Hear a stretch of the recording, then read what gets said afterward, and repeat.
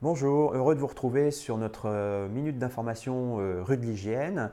Au sommaire, le produit d'entretien professionnel désinfectant, donc faire le bon choix avant la catastrophe, parce qu'effectivement, acheter un produit désinfectant, ce n'est pas anodin, il y a quelques notions à connaître que nous allons vous rappeler dès maintenant. Alors déjà, qu'est-ce que vous voulez désinfecter? Est-ce que vous voulez uniquement désinfecter les bactéries ou supprimer également les champignons ou également vous attaquer au virus? Eh bien, le choix de votre produit sera important pour savoir ce que vous voulez désinfecter.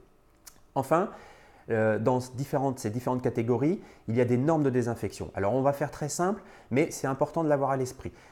La norme de base, c'est une norme dite par exemple de désinfection qui s'applique dans une éprouvette. Alors on voit très naturellement que dans l'éprouvette, ce n'est pas les conditions de saleté dans une cuisine professionnelle. Donc premier niveau de désinfection, on parle souvent de bactéricide norme 10-40 par exemple. Bon, bah, ça c'est le niveau de base qui est quasi inintéressant.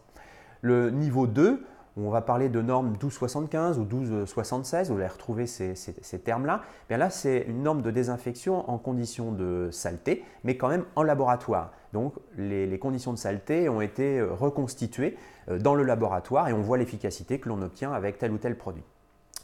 Le meilleur choix possible, c'est le niveau 3. C'est de faire le choix de la norme de désinfection en conditions de saleté, mais conditions réelles, où des tests ont été effectués chez des clients qui avaient les mêmes activités professionnelles que vous, notamment par exemple dans la désinfection de milieu alimentaire par exemple.